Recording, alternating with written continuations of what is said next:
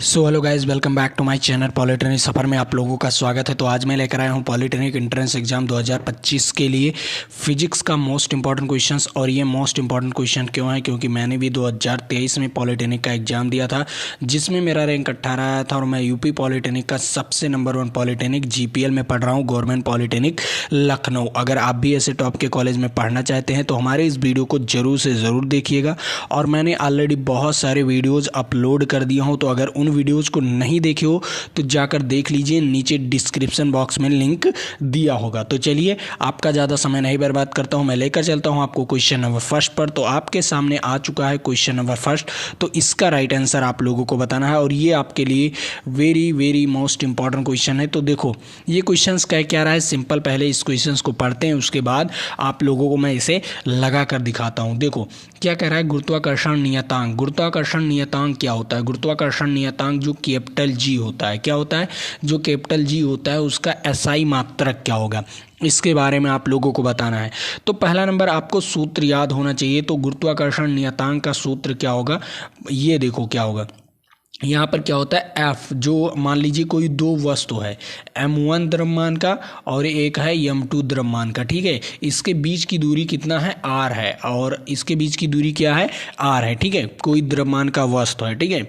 अब यहाँ पर एक फार्मूला बनता है, F proportional to m1 m2, ठीक है। क्या होता है, F proportional to m1 m2, उसके बाद F फिर व्युत्क्रमानुपाती होता है r स्क्वायर के। किसके? व्युत्क्रमानुपाती होता है r/r², के, ठीक है।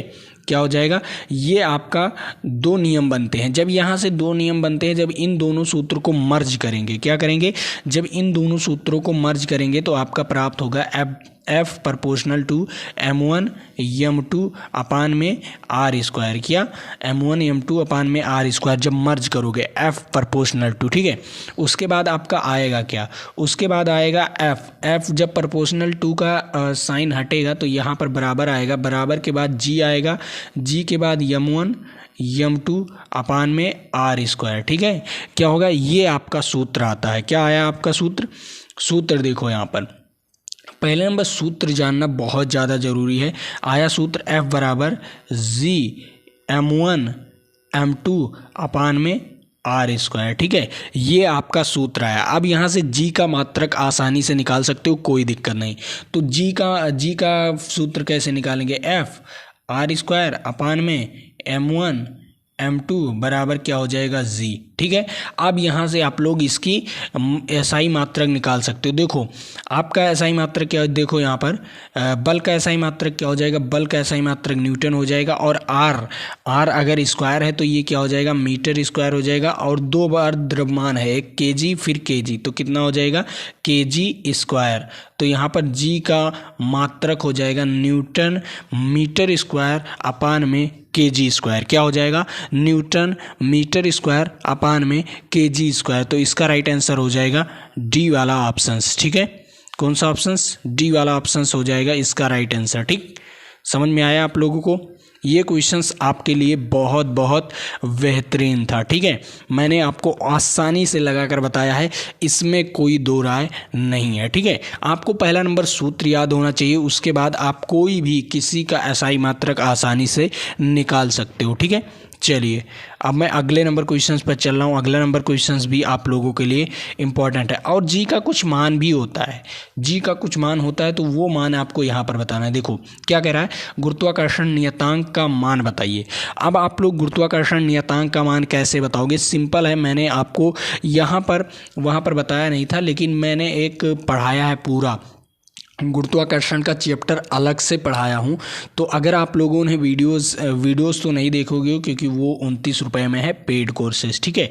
अब यहाँ पर देखो, मैंने आपको जी का मान बताया था वहाँ पर, कई बार कई वीडियो में भी बताया हूँ कि जी का मान होता है 6.67 गुणे 10 की पावर -11 क्या होता है newton newton metre square upon में केजी स्क्वायर। ठीक है, क्या होता है 6.67 गुणे 10 की power -11 newton metre square KG square. ठीक है, अपान में केजी स्क्वायर। तो इसका राइट आंसर क्या हो जाएगा? इसका राइट आंसर ये सी वाला ऑप्शन हो जाएगा। क्या हो जाएगा? सी वाला ऑप्शन हो जाएगा। ठीक है, समझ में आया आप लोगों को? ये बेहतरीन क्वेश्चंस है, ये आपके लिए बहुत बहुत बेहतरीन क्वेश्चन है। ठीक है, तो अब आपको समझ में आ गया होगा। और हाँ, यहाँ पर एक और निकलता है, जैसे जो मैंने आपको बताया था कि F बराबर क्या होता है, F बराबर G(m1 m2)। यहाँ पर एक और फार्मूला निकल जाता है R स्क्वायर। ठीक है, यहाँ से एक फार्मूला क्या निकलता है, देखो क्या होगा। F बराबर क्या होता है? F बराबर आप लोग mg सुने हो कि नहीं? F बराबर mg कई बार सुने होगे मेरे ही वीडियोस में। ठीक है, F बराबर mg, तो F बराबर mg, F के स्थान पर हम m1 और g लिख सकते हैं कि नहीं? m1 g लिख सकते हैं नहीं कि या m2 g लिख दीजिए, कोई भी एक द्रव्यमान ले लेना है इससे। ठीक है, m2 g लिख दिए, उसके बाद g m1 m2 अपान में R स्क्वायर। ठीक है, ये आपका एक और नियम बन जाएगा, एक और आपका सूत्र बन जाएगा। तो यहाँ से m2 से m2 कैंसिल हो जाएगा, तो g बराबर आपका क्या आ जाएगा कि स्मॉल g बराबर हो जाएगा m1, क्या होगा G m1 R स्क्वायर। ठीक है, ये आपका G और कैपिटल G और स्मॉल g का संबंध है। ठीक है, यहाँ से भी आपके बहुत सारे क्वेश्चंस पूछे जाते हैं। ठीक है, क्या यहाँ से भी बहुत सारे क्वेश्चंस पूछे जाते हैं, तो आप लोग यहाँ का भी क्वेश्चंस आसानी से लगा सकते हो। ठीक है, अब मैं चल रहा हूँ अगले नंबर क्वेश्चंस पर। अगला नंबर क्वेश्चंस देख लो। मैंने आपको फार्मूला ही बताया था, ऊपर मैंने आपको फार्मूला बताया है कि नहीं? मैंने आपको फार्मूला बताया। ठीक है, वो फार्मूला मैंने आपको आसान वे में बताया था। देखो क्या कह रहा है, यदि पृथ्वी का द्रव्यमान m है और पृथ्वी पर रखे वस्तु का द्रव्यमान स्मॉल m है, तो उनके बीच की दूरी अगर कैपिटल R है तो गुरुत्वाकर्षण g है, मतलब गुरुत्वाकर्षण नियतांक जो है वो g है, तो इनके बीच लगने वाला गुरुत्वाकर्षण बल का सूत्र क्या होगा? तो मैंने आपको क्या बताया, देखो कोई पृथ्वी है, पृथ्वी का क्या है द्रव्यमान m है, वो भी कैपिटल M। ठीक है, और कोई वस्तु है उसका द्रव्यमान क्या है स्मॉल m, और इनके बीच की दूरी क्या है कैपिटल R। ठीक है, तो मैंने आपको एक नियम बताया था, वो नियम क्या है कि जो आपका बल होता है वो प्रोपोर्शनल टू m और स्मॉल m के। ठीक है, इन दोनों का गुना होगा। उसके बाद क्या होता है, फिर व्युत्क्रमानुपाती होता है R स्क्वायर के। क्या होता है? R स्क्वायर के 1/R स्क्वायर। ठीक है, व्युत्क्रमानुपाती 1/R स्क्वायर। ठीक है, अब यहाँ से जब इन दोनों सूत्रों को मर्ज करोगे, तो जब मर्ज करोगे तो F प्रोपोर्शनल टू क्या आएगा कैपिटल M और M अपान में R स्क्वायर आएगा। जब यहाँ से इसको हटाओगे, जब प्रोपोर्शनल टू का साइन हटाओगे, तो F बराबर क्या हो जाएगा G capital M small m अपान में R स्क्वायर। ठीक है, ये आपका आएगा सूत्र। तो देखो यहाँ पर कौन सा सूत्र आया, यहाँ पर मैंने आपको बताया ऑलरेडी सूत्र कि F बराबर G capital M small m अपान में R स्क्वायर। तो कौन सा ऑप्शन सही है इसमें? कौन सा ऑप्शन सही है इसमें ऑप्शंस बी सही है। कौन सा ऑप्शन सही है इसमें? ऑप्शन बी सही है। मैंने आपको सूत्र कहाँ से आता है ये सोचकर मैंने आपको इस सारे क्वेश्चंस को बताया हूँ। ठीक है, ऐसे ही आपको लगाना है। ठीक, अब देखो बल का मात्रक यहाँ पर भी न्यूटन होगा। क्या होगा? बल का मात्रक यहाँ पर भी न्यूटन होगा। ठीक है, चलिए अगले नंबर क्वेश्चंस पर चल रहा हूँ। अगला नंबर क्वेश्चंस भी आप लोगों के लिए इम्पोर्टेंट है।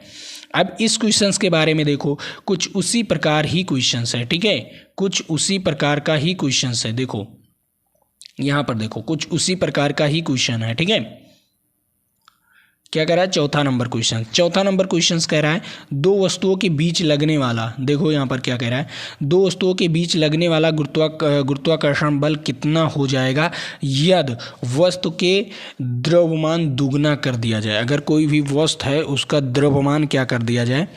दुगना कर दिया जाए। दो वस्तुओं के बीच लगने वाले गुरुत्वाकर्षण बल कितना हो जाएगा यदि दोनों वस्तुओं के द्रव्यमान दुगना कर दिया जाए। दोनों वस्तुओं के, यहाँ पर देखो दोनों वस्तुएं बोल दिया गया है। ठीक है, तो पहला नंबर आप लोग देखिए F बराबर क्या होता है?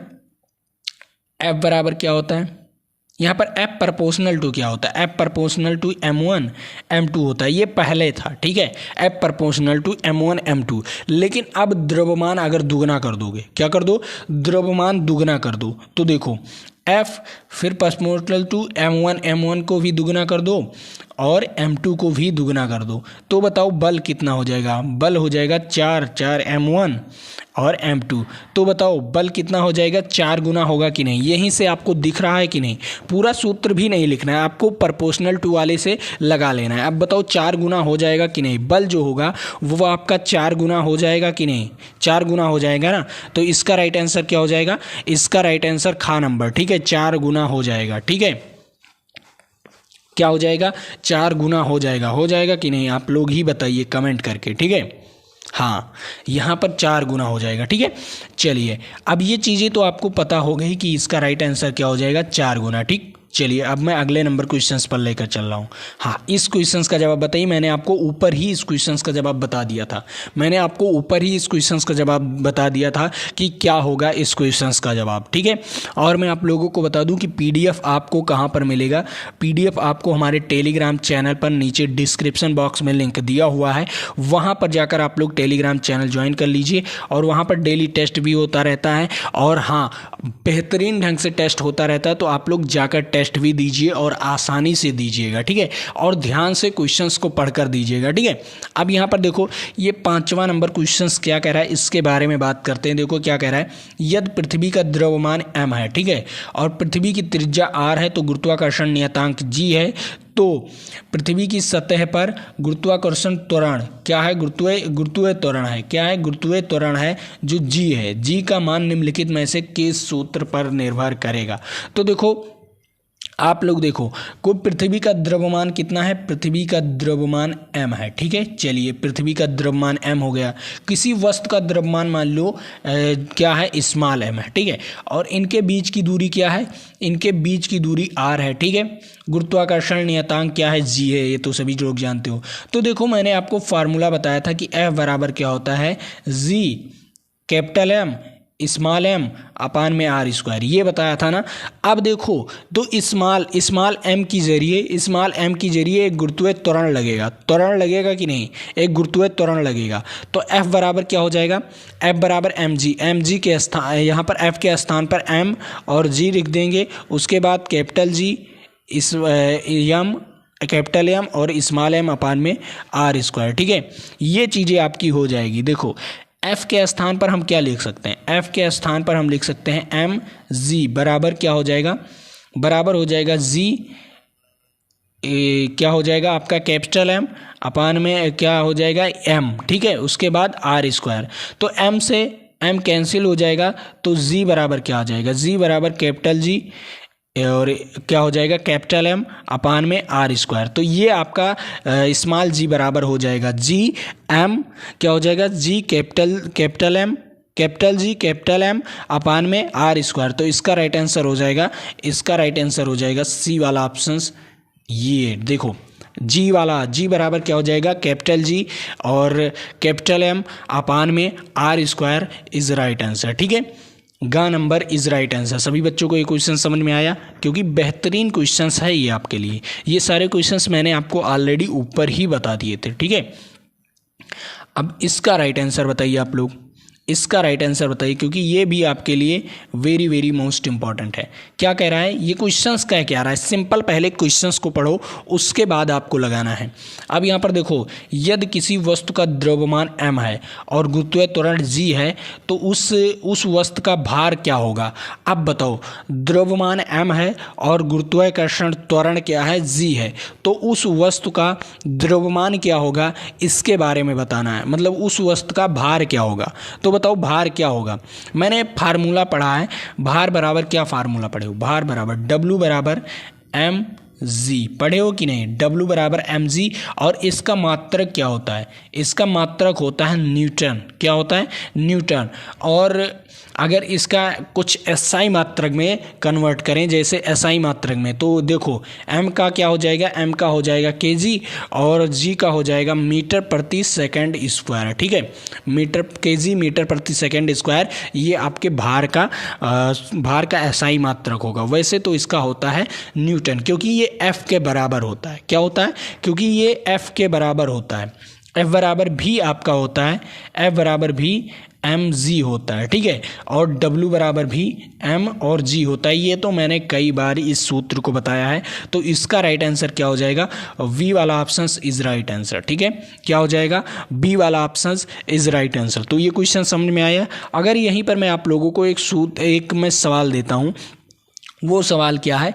किसी वस्तु का द्रव्यमान 10 kg है। कितना है?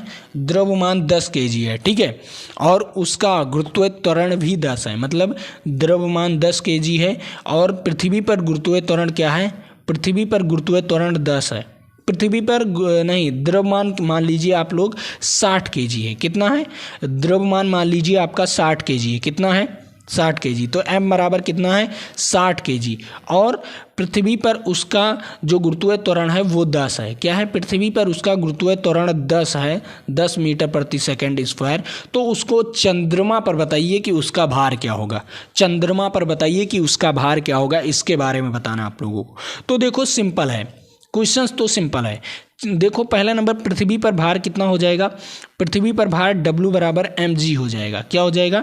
W बराबर mg। लेकिन यही चीज़ चंद्रमा पर भार क्या हो जाएगा? चंद्रमा पर भार W बराबर mg अपान में 6 हो जाएगा, क्योंकि वहाँ पर क्या हो जाता है? 6 गुना कम हो जाता है। वहाँ पर क्या हो जाएगा? भार 6 गुना कम हो जाएगा चंद्रमा पर। तो देखो ये W बराबर क्या हो जाएगा? m आपको कितना दिया गया है? 60 दिया गया है और ये 10 दिया गया है। ठीक है, तो यहाँ पर क्या हो जाएगा? 600 न्यूटन हो जाएगा वहाँ पर भार। ठीक है, क्या हो जाएगा? पृथ्वी पर भार क्या हो जाएगा?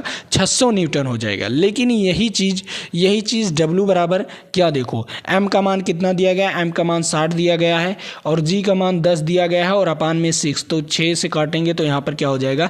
10। तो W बराबर क्या हो जाएगा? 100 न्यूटन। क्या हो जाएगा? 100 न्यूटन। ये चंद्रमा पर होगा। ये दो क्वेश्चंस आपके बहुत बार क्वेश्चंस पूछे जाते हैं आपके एग्जाम में।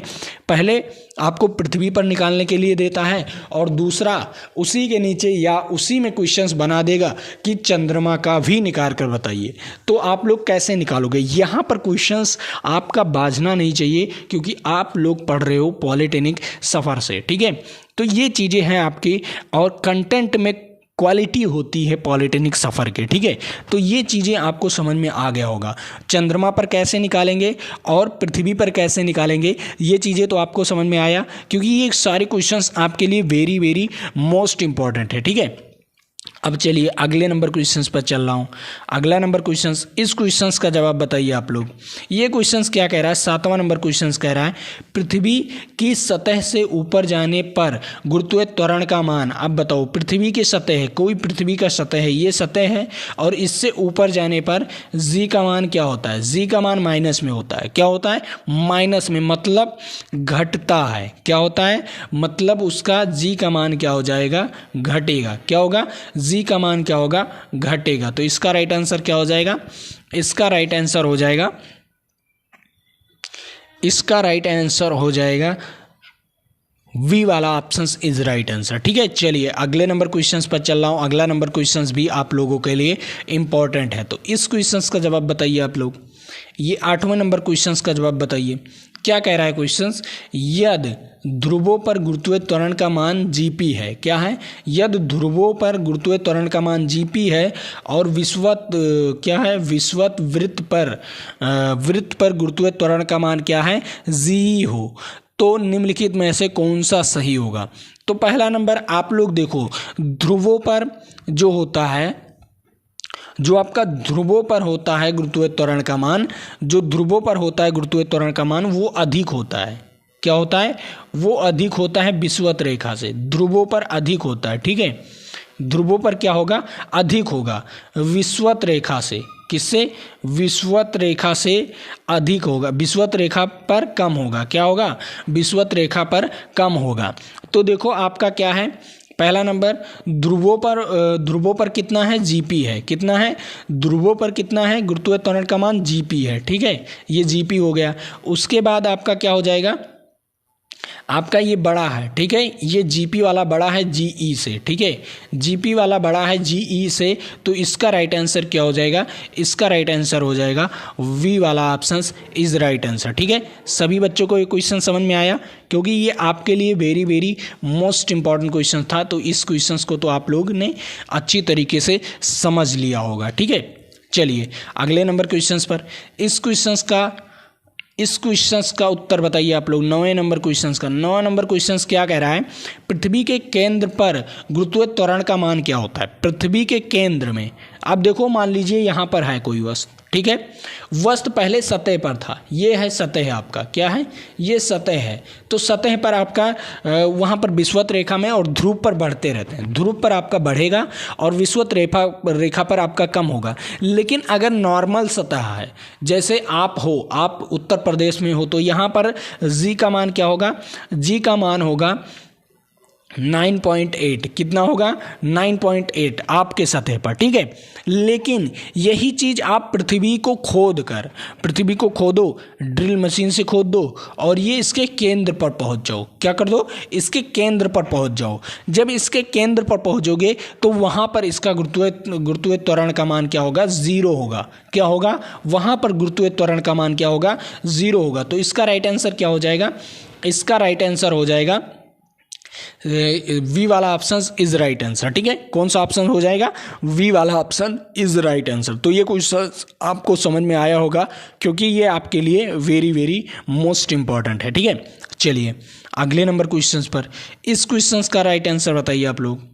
इस क्वेश्चंस का राइट आंसर बताइए। 10वां नंबर क्वेश्चन क्या कह रहा है, किसी वस्तु का भार कहाँ पर अधिक होगा। अब बताओ, किसी वस्तु का भार, अब बताओ, जहाँ पर आपने भार का सूत्र तो पढ़ा है, W बराबर क्या होता है, mg होता है। क्या होता है, W बराबर mg होता है।